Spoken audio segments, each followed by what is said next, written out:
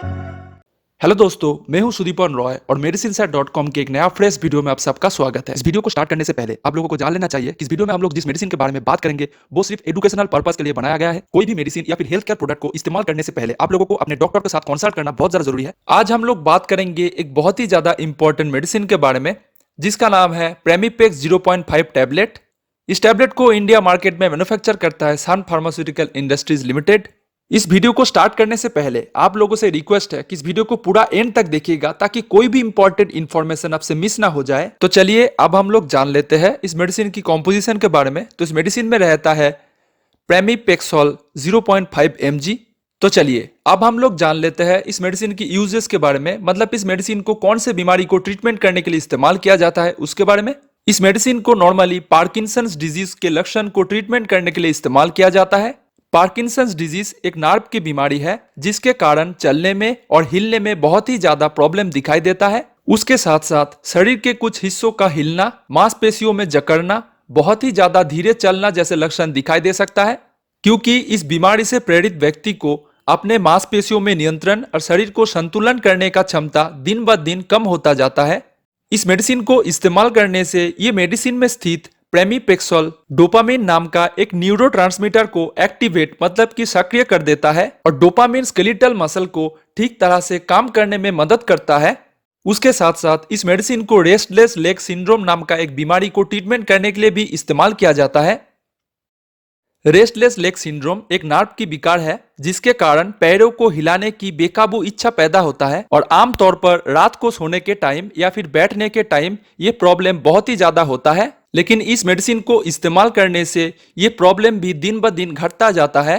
तो चलिए अब हम लोग बात करते हैं इस मेडिसिन के साइड इफेक्ट्स के बारे में। इस मेडिसिन को इस्तेमाल करने से नींद आना, जी मिचलाना, चक्कर आना, शरीर में थकान का महसूस होना, मुंह में सूखापन महसूस होना, हेलुसिनेशन मतलब कि मति भ्रम, ऐसा चीज देखना या फिर सुनना जो कि वास्तव में मौजूद नहीं है, आक्रामक व्यवहार, मन में असामान्य विचार आना, कॉन्स्टिपेशन मतलब कि कब्ज, पेरिफेरल एडिमा मतलब कि आपके निचले पैरों या फिर हाथों की सूजन दिखाई दे सकता है, गाढ़ा लाल रंग की मूत्र, मांसपेशियों में कमजोरी जैसे लक्षण भी दिखाई दे सकता है। तो चलिए अब हम लोग जान लेते हैं इस मेडिसिन के वार्निंग के बारे में, मतलब कुछ चेतावनी के बारे में, कब आपको मेडिसिन इस्तेमाल करना चाहिए, कब आपको मेडिसिन नहीं इस्तेमाल करना चाहिए, ये सब चीज। इस मेडिसिन के साथ उपचार के दौरान आप लोगों को अल्कोहल का इस्तेमाल नहीं करना चाहिए क्योंकि अल्कोहल का इस्तेमाल करने से आपके सेवरी एडवर्स इफेक्ट होने का चांस बढ़ जाता है, जैसे कि आंख में धुंधलीपन का महसूस होना, बहुत ज्यादा थकान का महसूस करना, चक्कर आना, ध्यान केंद्रित करने में कठिनाई जैसे लक्षण दिखाई दे सकता है। इसीलिए इस मेडिसिन को लेने के साथ साथ आप लोग अल्कोहल का कंजम्पशन मत कीजिए। अगर आप प्रेग्नेंट है तब आपको ये मेडिसिन इस्तेमाल नहीं करना चाहिए, लेकिन अगर बहुत ज्यादा जरूरत हो तो डॉक्टर के साथ कंसल्ट करने के बाद ही इस मेडिसिन को इस्तेमाल कीजिए। अगर आप अपने बच्चों को दूध पिला रहे हैं तब इस मेडिसिन को इस्तेमाल नहीं करना चाहिए, लेकिन अगर बहुत ज्यादा जरूरत हो तो डॉक्टर के साथ कंसल्ट कीजिए, फिर आप इस मेडिसिन को इस्तेमाल कीजिए। अगर आपको किसी भी तरह का किडनी का प्रॉब्लम है या फिर पहले थे तो डॉक्टर के साथ कंसल्ट करने के बाद आप इस मेडिसिन को इस्तेमाल कीजिए, क्योंकि इस मेडिसिन को इस्तेमाल करने से किडनी प्रॉब्लम का रिस्क बहुत ज़्यादा बढ़ जाता है। इस मेडिसिन को इस्तेमाल करने से अगर आपको किडनी की बीमारी की कोई भी लक्षण दिखाई दे रहा है तो डॉक्टर के साथ जितने जल्दी हो सके कंसल्ट कर लीजिए, क्योंकि इस मेडिसिन को रिप्लेस या फिर डोज एडजस्टमेंट करना जरूरी हो सकता है। अगर आपको डिस्काइनेसिया जैसे बीमारी है तो इस मेडिसिन को बहुत ज्यादा चेतावनी के साथ इस्तेमाल कीजिए या फिर अपने डॉक्टर के साथ कंसल्ट कीजिए, फिर आप इस मेडिसिन को इस्तेमाल कीजिए। अगर आपको हाइपोटेंशन मतलब कि लो ब्लड प्रेशर की लक्षण है तो इस मेडिसिन को बहुत ज्यादा चेतावनी के साथ इस्तेमाल करना चाहिए, क्योंकि इस मेडिसिन को इस्तेमाल करने से लो ब्लड प्रेशर पेशेंट को बहुत ज्यादा एडवर्स इफेक्ट होने का चांस रहता है। तो डॉक्टर के साथ कंसल्ट कीजिए, फिर आप इस मेडिसिन को इस्तेमाल कीजिए। इस मेडिसिन को 18 साल के नीचे बच्चों को नहीं इस्तेमाल करना चाहिए। इस मेडिसिन को लेने के बाद आपको किसी भी तरह का कार ड्राइविंग या फिर किसी भी तरह का मशीनरी को ऑपरेट नहीं करना चाहिए, क्योंकि इस मेडिसिन को इस्तेमाल करने से आपके आंख में धुंधलीपन महसूस हो सकता है या फिर आपको नींद आ सकता है, जिसके कारण आपको एक्सीडेंट होने का रिस्क बहुत ज्यादा बढ़ जाता है। अगर आपको किसी भी तरह का साइकेट्रिक डिसऑर्डर है तो डॉक्टर के साथ कंसल्ट कीजिए, फिर आप इस मेडिसिन को इस्तेमाल कीजिए, क्योंकि इस मेडिसिन को इस्तेमाल करने से आपका प्रॉब्लम बहुत ज़्यादा बढ़ सकता है। अगर आपको न्यूरोपैथिक मैलिग्नेंट सिंड्रोम नाम का बीमारी है तो इस मेडिसिन को इस्तेमाल नहीं करना चाहिए, क्योंकि इस मेडिसिन को इस्तेमाल करने से प्रॉब्लम बहुत ज़्यादा बढ़ सकता है। तो डॉक्टर के साथ कंसल्ट करके मेडिसिन रिप्लेसमेंट या फिर डोज एडजस्टमेंट करना जरूरी हो सकता है। ये टैबलेट मार्केट में काफी सारे अलग अलग डोसेज फॉर्म में भी अवेलेबल होता है। पेशेंट के कंडीशन के अनुसार डॉक्टर उसे डोज एडजस्ट करके प्रिस्क्राइब करता है।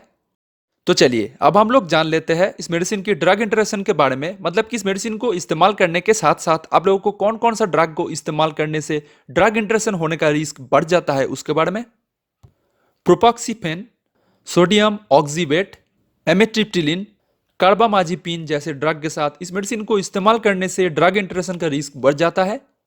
तो चलिए अब हम लोग बात करते हैं इस मेडिसिन की सब्स्टिट्यूट ब्रांड के बारे में। मिराटोर 0.5 टैबलेट ये टोरेंट फार्मास्यूटिकल्स की तरफ से आपको मिलता है। प्रेमिट्रॉल 0.5 टैबलेट ये इंटस फार्मास्यूटिकल्स की तरफ से आपको मिलता है। पार्पेक्स 0.5 टैबलेट ये जाइडस कैडिला की तरफ से आपको मिलता है। एमीपेक्स 0.5 टैबलेट ये टोरेंट फार्मास्यूटिकल्स की तरफ से आपको मिलता है। प्रेमी 0.5 टैबलेट ये डीडी फार्मास्यूटिकल्स की तरफ से आपको मिलता है।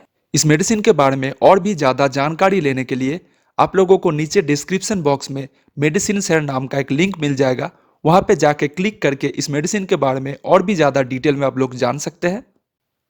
और अल्टीमेटली इस वीडियो को खत्म करने से पहले आप लोगों से रिक्वेस्ट है कि इस मेडिसिन को इस्तेमाल करने से पहले अपने डॉक्टर या फिर फार्मासिस्ट के साथ जरूर कंसल्ट करें, फिर आप इस मेडिसिन को इस्तेमाल करें।